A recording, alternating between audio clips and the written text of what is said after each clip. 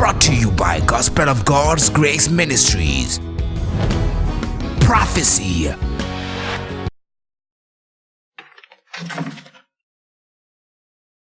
Thank you, Jesus. What is your business with lion? Lion?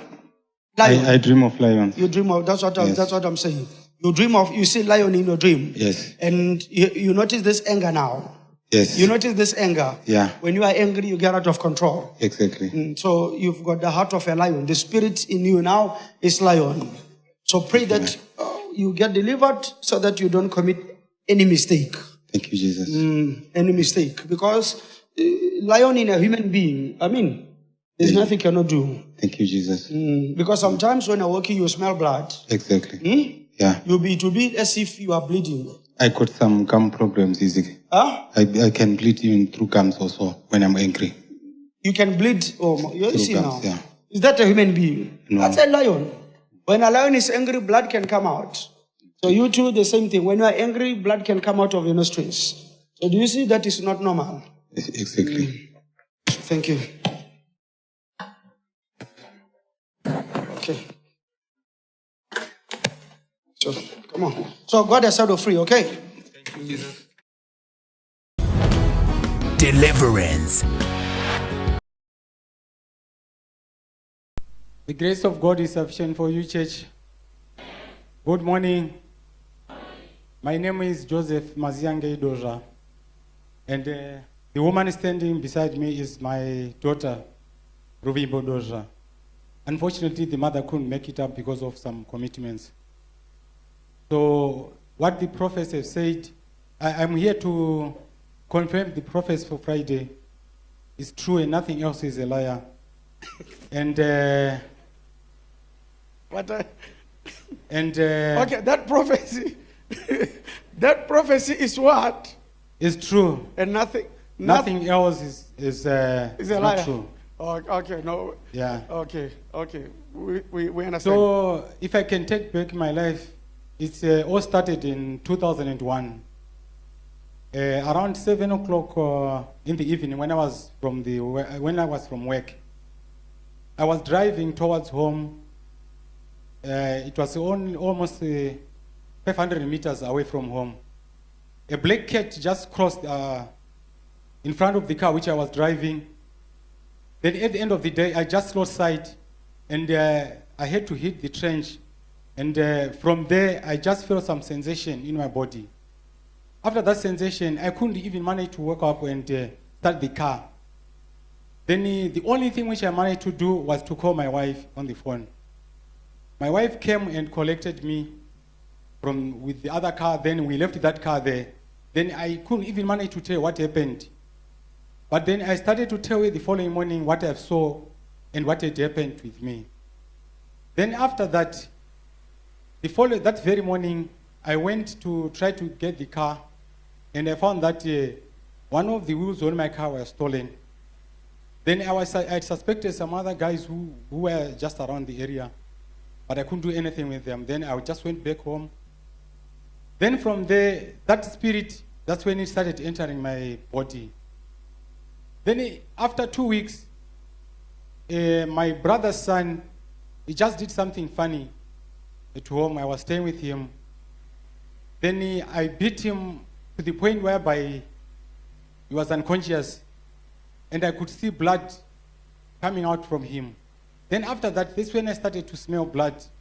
And when I spit off saliva, I could see some blood coming out of me.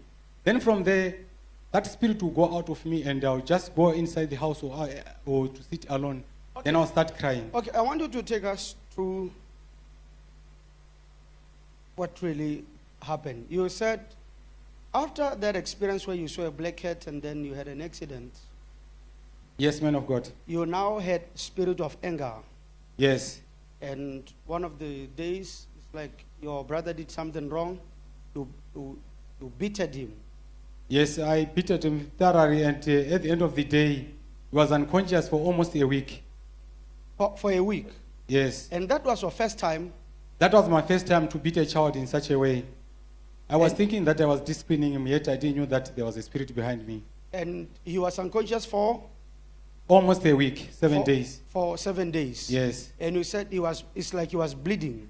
Yeah, when he started bleeding, that's when I stopped beating him. Then I just went outside the house, and when I spit off the saliva, it was full of blood from my eye, from my mouth. And when I was beating him, I could see an image or something which would just come, a force which would just say, I must kill him, I must kill this person. So there was a force telling you, Yeah, kill there him, was a kill force him. behind me which I didn't know that where it was coming from. Yes. Then after that, when he recovered, my other brother, the one whom I followed behind, came. He tried to talk to me. Then we started to make arguments again, and I wanted to fight him again until my wife intervened. Then at the end of the day, my brother's child, he just went to South Africa. Then we couldn't talk or communicate for almost 6 years. Then here it comes in 2010. This daughter of mine, whom I'm standing with here, she had completed Form 3. She couldn't do well. Then she was going out with another man. Then I knew that she was going out with another man. Then I told her to call the men to come to the house. When the men came to the house, I beat both of them to the point I don't know what had happened. And the case ended up to the police. And that guy, I even took him one of his teeth. You Then did what? I took him one of his teeth. Then the police came to intervene the case. Then we went to Broadest You were Police. beating that man together with your wife. Together with my daughter. I mean, together with your daughter. Yeah, the one whom I'm standing with here. Okay. Then after that, they went and they tried to report the case. Then I just told them, no, the child must be disciplined. She's still under my shelter. I didn't know that it was a spirit behind me also. Then the boyfriend withdrew the case. Then I just told him, I don't want to see you anymore going out with my daughter because she's still a kid. She's 17 years old. Then we stayed for some time at my working place. Actually, I was running a car shop. I panel beated a client's vehicle. Then the client came trying to take the vehicle without paying. Then I told him, no, you can't take the vehicle without paying. Then he just insisted that you come and pay after 2 days. Then I told him, 2 days, 24 hours to come. We can just come and pay in 24 hours to come. I don't think if you can just go and come back after 24 hours, your vehicle will be stolen. Then he started shouting at me. Then I just grabbed him at his neck, by the neck, whereby all the workers came to me, tried to strain me, but they couldn't manage to strain me. Because of the strength. Yes. You overpowered I was them. just pushing everybody apart. Then after that, they called the police to come. That's how the police intervened. Then I left the man. Then he went. After 2-3 days, he came and collected his vehicle. Then I didn't know that this spirit is always doing like this. And when I was at home, if my wife could just say a word, I couldn't take that word into my mind. I would just want my word to be on her mind and the whole family. I didn't want her ideas to come upon me, but she has to listen to me, what I want to do. Then she was always keeping on crying, but I have never slept there or whatever it is. Whenever I'll be angry, I'll just go outside or drive my car and go out and take my Bible and go and read. Then in 2012, one of my clients was churching here. Then she called me, Joe, I got a breakdown. Then she directed me at this place. I didn't know about this place. Then the moment I came here, I just came in the church, almost 20 minutes. The church was very small by then. Then I was just listening to the word of God. Then I said, oh, okay, this is the church to go. Because before I was going to these religious churches, whereby we just pray for 2 hours and go home without receiving anything. And what do you...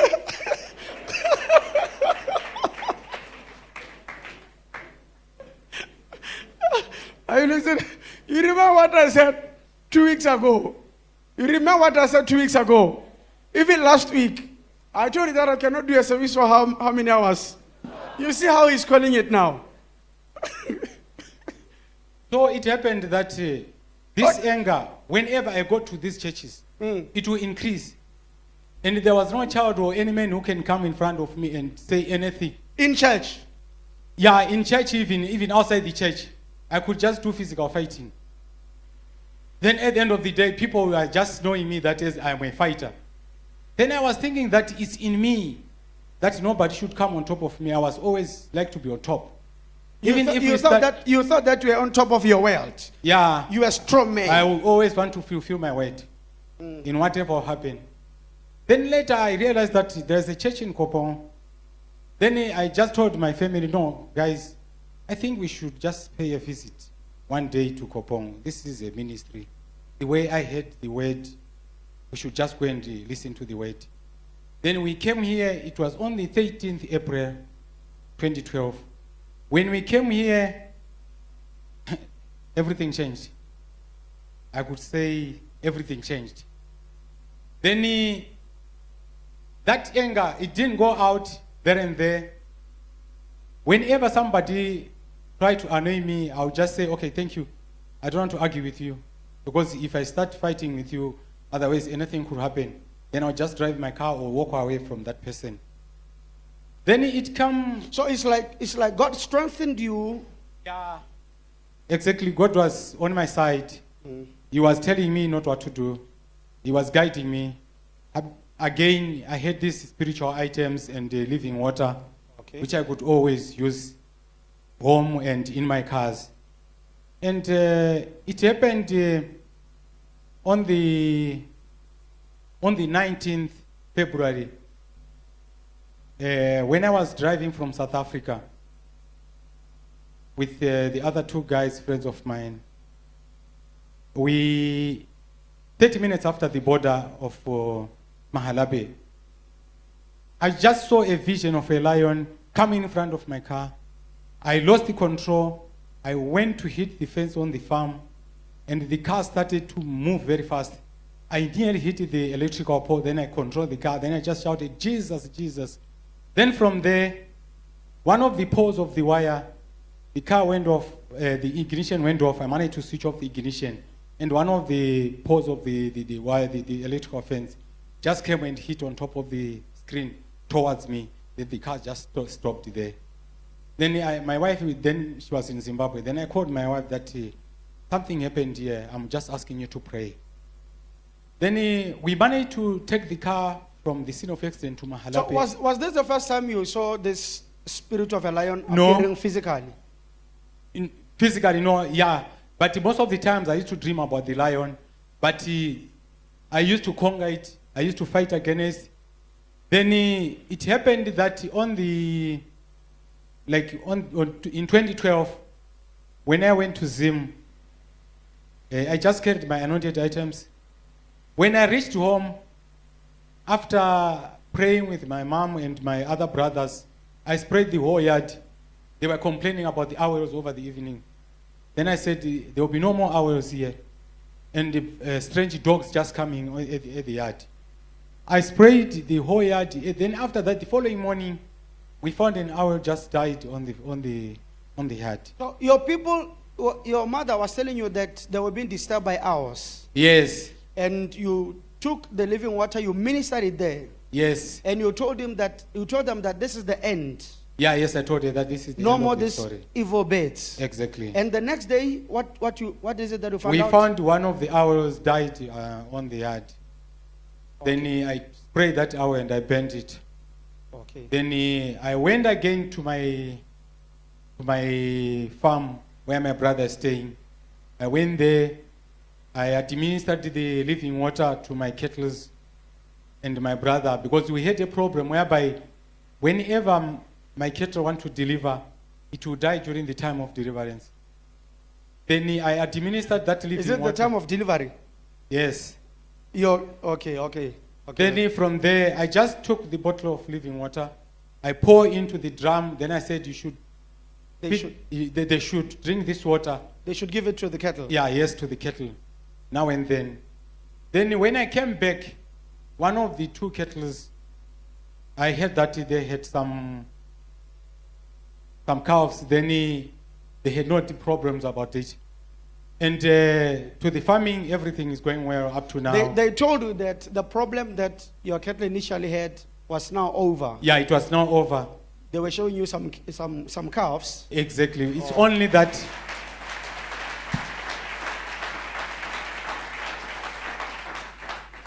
It's only that I didn't brought the pictures with me. I could have done it.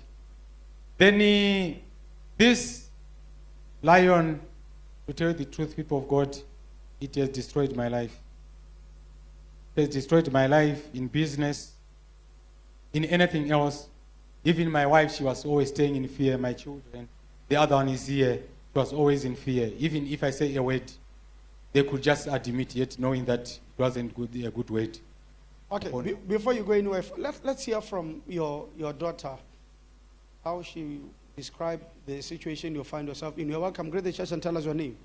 The grace of God is very sufficient for you, everyone. Good morning. Whatever has been said, it's very true. I'm one of the witnesses who can say the anger was always bad upon me. Whatever my father used to say, you could even shiver when he talks that this is what he wants. And there was a time he beat me up to an extent that I stayed in bed for 3 days without walking. Was it the time when he caught you with a boyfriend? Yes, and I couldn't. Yes, it's the time. So you were in bed for how long? For 3 days. For 3 days. I couldn't go to school. Bedridden. You couldn't go to school. I couldn't go to school. I couldn't walk. I couldn't bath. It was just the fact of my father seeing blood on someone.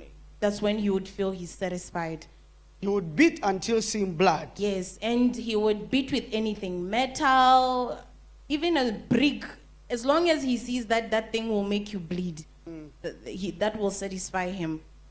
Since then, it's been fear, and we couldn't cope. Even my mom, whenever he says a word, everyone has to, you have to shiver and say, yes, yes, say, like the king of the house. So since his deliverance... You are saying the prophecy is true. Your father was a lion and nothing. He was a lion. Because even with my brother, the one who went to South Africa, my cousin brother, he was beaten up to an extent that that's where my fear came, being scared of my father. I couldn't bear him. I was always, whenever... You said he beat him until what? He would bleed because when he beat him, he started bleeding. And then after a week, he went to South Africa and he said he can't bear my father. He can't stay with him because he's just an animal. And then he went. So since then, fear came into me. I couldn't even talk or take my father the same way because I would see him like an animal in the house. Even when he arrives, I would go to my bedroom and say, he's here, let me go.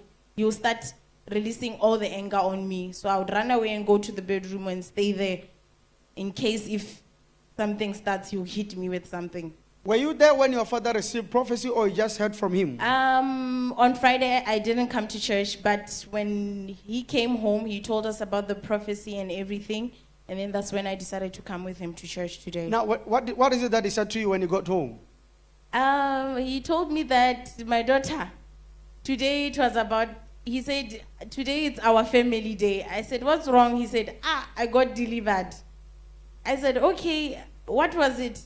A lion. And I said, okay, what did the prophet say? He didn't say anything. Then I asked my young sister, because they came with my young sister this side. She explained everything to me, and I said, oh, okay, so all this time, it hasn't been my father, the father that I know.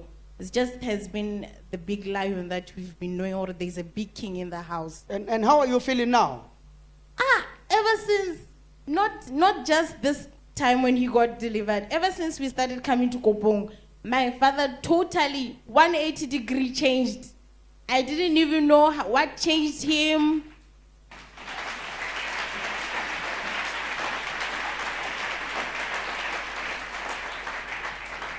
We don't even know what changed him. Because what we were used to is going to church with our mother and coming back. My father never used to go to church. But then all of a sudden he was telling us about Kopong. Ghana, we never used to put him in mind because he never used to go to church. So if he talks of church, we were thinking, this man is joking with us.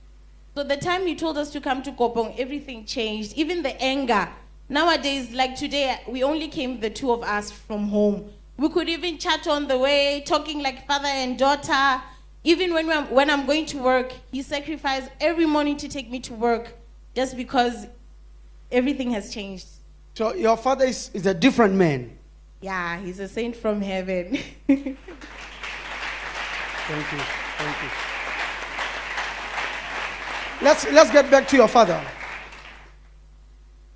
We want to understand, what does this prophecy mean to you? When you, the man, Prophet Cedric, whom you've never spoken to, you've never told him your problem, when he met you, he said to you, I'm seeing, what is your business with lion? What does this mean to you? It means a lot. And I have seen that the prison gates for me is opened. And I'm now a living element of see no more. And I pray to God that men, please, should listen to our families, even children.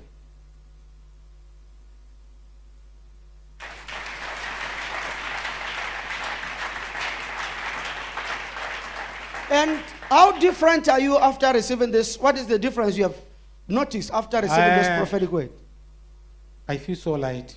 You feel? So light. So light. That's number one. And faithful to my family. As you know, people, that the best investment in the family is love, faith. For my family, they never experienced love. For my wife of 28 years, life was terrible and horrible. So it's like you just got married some 2 days ago. I married yesterday. You married her yesterday? Yes. Oh.